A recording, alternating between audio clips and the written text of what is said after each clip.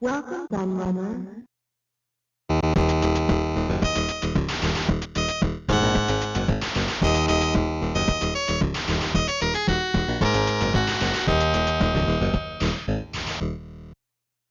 About 6 months ago I made a video looking at the top 20 home computers of all time as voted for by you, my viewers and the retro gaming community at large.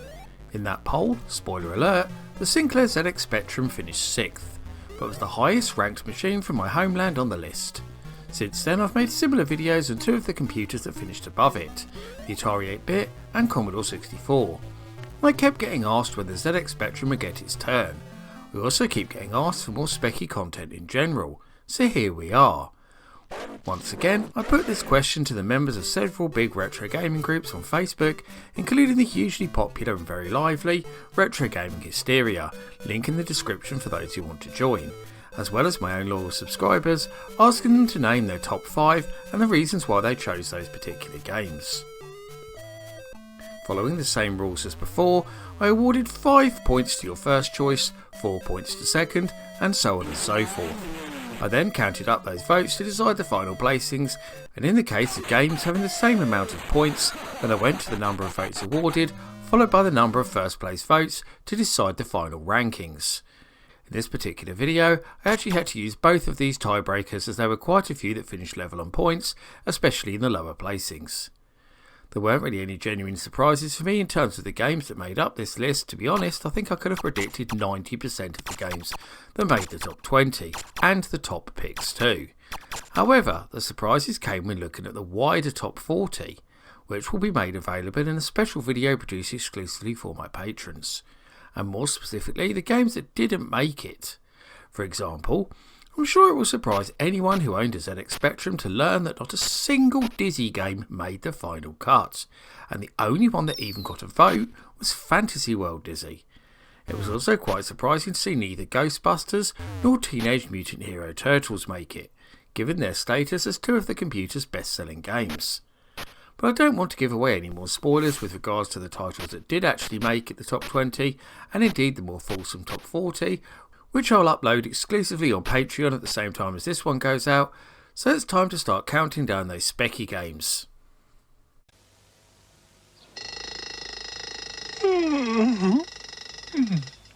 Once upon a time, there were 3 bears. The 3 bears lived in the wood. Learning Box is a new exciting series of computer programs Get in! to help your child start reading and counting. Get your child ready for school with Learning Box. We start off with a conversion of the classic Capcom arcade game, and while the ZX Spectrum port of Commando lacks the bells and whistles of the rival 64 version, it's far more authentic when it comes to the gameplay, and that's what really counts.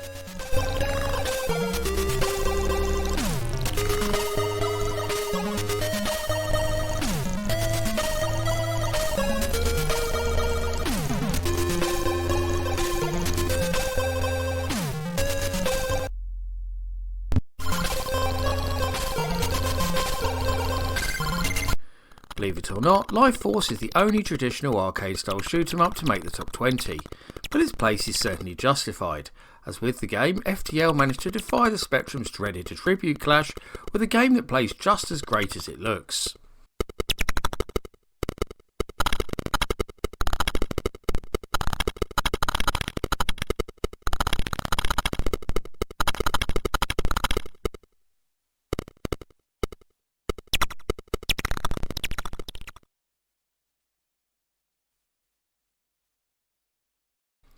My own personal number 1, I was sad to see this one only make 18th place, but at least I get to talk about how wonderful it is once again.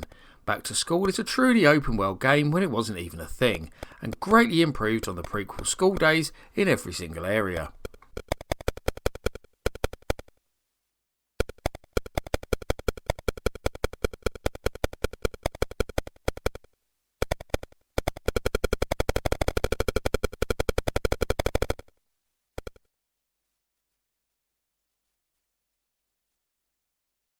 The first of many Ultimate Play the Game titles on this list, Attic Attack was a hugely original game for the time, with its clever top-down viewpoint and fast-paced arcade-style gameplay, combined with deeper adventure game elements.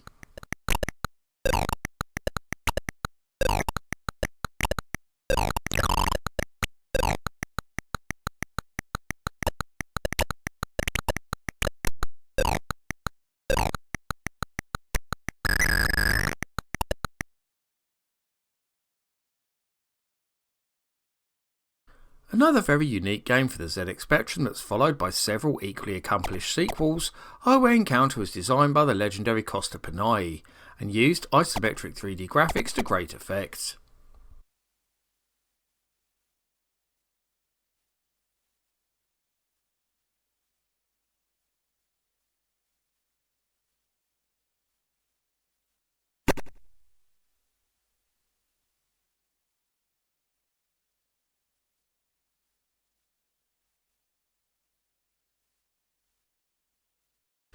The first full-price Spectrum game I ever bought, RoboCop managed to capture everything that made the original movie so great, and was the best big screen property that Ocean ever produced. It's especially impressive when played on 128K machines.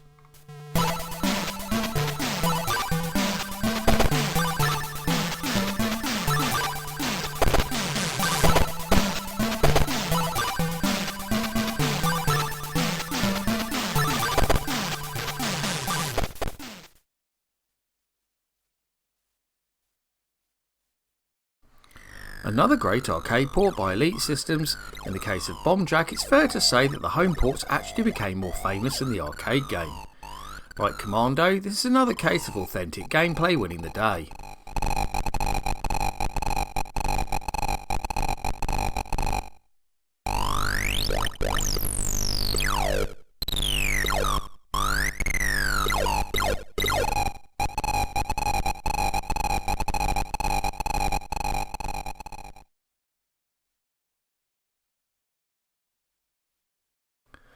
Once voted the greatest ZX Spectrum game ever in the iconic Your Sinclair magazine, Death Chase came about after author Mervyn Escort watched Return of the Jedi in the cinema and wanted to recreate the famous forest chase scene. We're thankful that he did.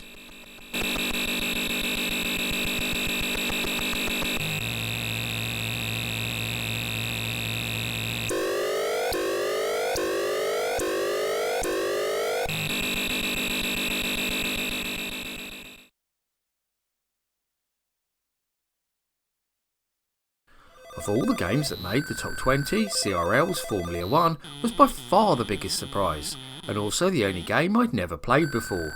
But this F1 management sim certainly seems to have some very hardcore fans out there that drove it into a 12th place finish.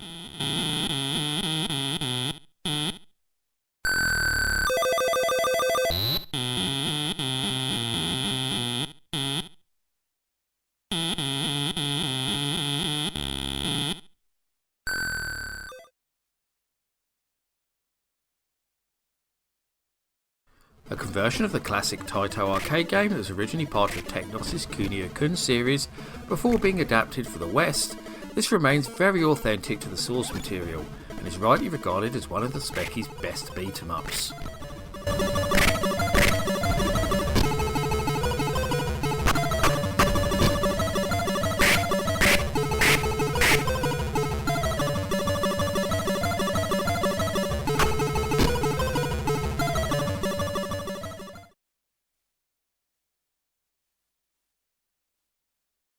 Of all the games that US Gold brought over from America, there's no doubt that Bruce Lee was the most successful.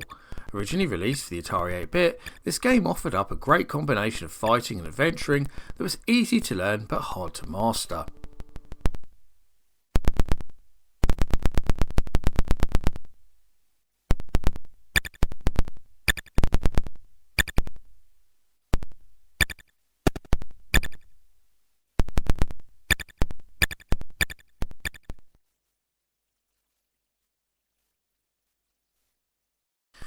Saberwolf was the first of 4 titles in the Saberman series for the ZX Spectrum, and took the form of a colourful arcade adventure that remains beloved by Specky fans everywhere. The main character would also get cameos in later Rare games like Killer Instinct and Banjo-Tooie.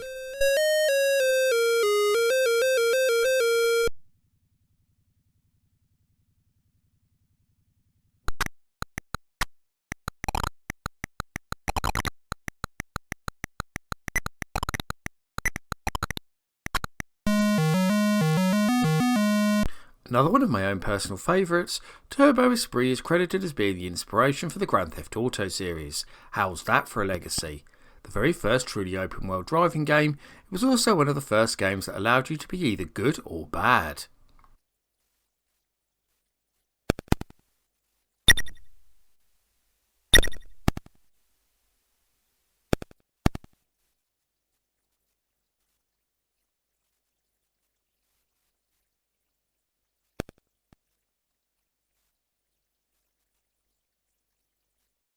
Following on from Sabre Wolf and Underworld, Nightlaw is the third game in Ultimate Saberman series, and also the very first game to make use of the company's revolutionary Filmation engine that pioneered the use of isometric graphics on the ZX Spectrum.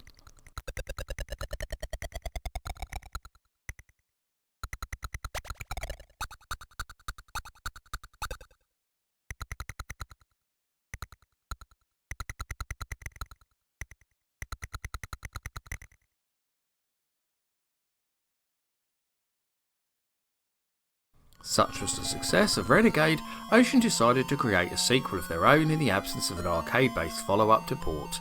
And we're very glad that they did, because Target Renegade is by far the best scrolling beat-em-up released for the vintage computer.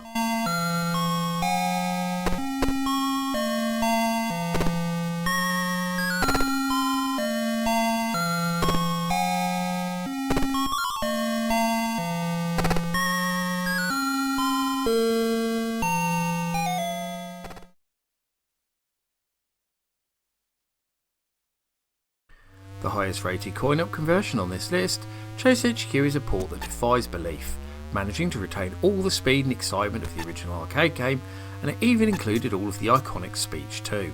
A truly amazing piece of programming.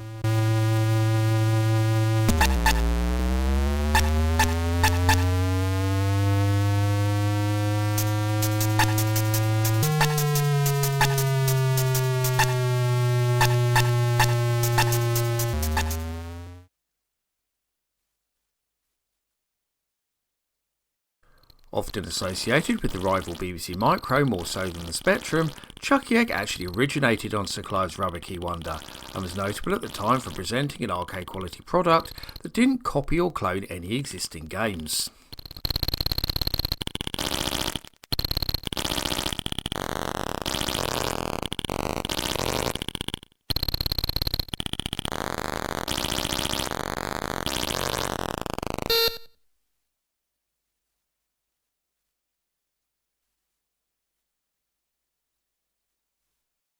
The very first game ever released by Ultimate Play the Game, now better known as Rare, Jetpack was truly remarkable for the time. A fast-paced, highly original shoot-'em-up that wouldn't have looked out of place in an early 80s arcade.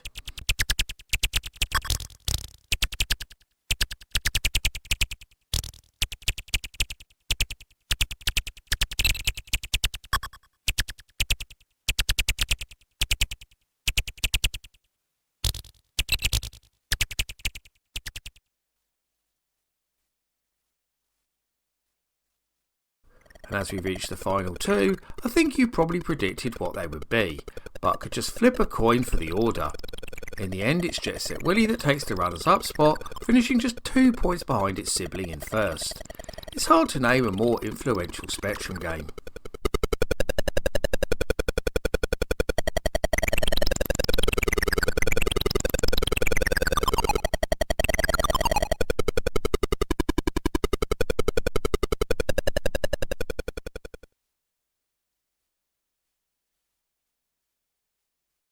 And here we are, the title you all voted for as the greatest ZX Spectrum game of all time, Manic Miner. Created by Matthew Smith after playing the equally iconic Miner 2049er on the Atari 800, it shot to the top of the charts and really put the Spectrum on the map as a games machine.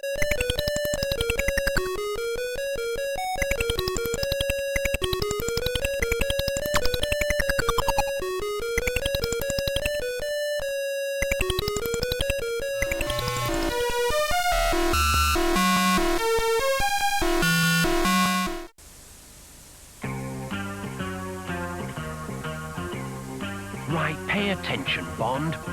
This is the Sinclair ZX Spectrum Plus 2. It's a fully operational computer with 128K memory, but it comes with 3 James Bond games and a light gun that fires armor-piercing shells. Now that's your assignment. No, don't sit in that chair. Sorry, Bond. Haven't perfected that yet. The Sinclair ZX Spectrum Plus 2. And that rounds up my look at the 20 greatest Sinclair ZX Spectrum games of all time. Which games were you most surprised not to see make the final list? Or are there any games that you don't think were worthy of inclusion in this countdown? I always love to hear the thoughts and views of my audience, so please get typing in that comment section. Before I go though, I must thank all of my loyal patrons who continue to support my channel and make videos like this possible. However, I must give special thanks to the following patrons and YouTube backers in particular for their much appreciated pledges: Grady Haynes, Mitchell Valentino, Seth A. Robinson, Carl Olsen, Dos Gamerman, Sonic Mania 999, Paul Daniel, Andrew McKay, Retro Resolution, Matt Standish, James Taylor, Trogdall the Burninator, Mins, 8-Bit Guy, Luke MC, Ben P. Stein, Tabby Kitsune, and Electron Star Collapse. If you also want to help support all my creative endeavours, including this YouTube channel, then please go and check out my Patreon right now.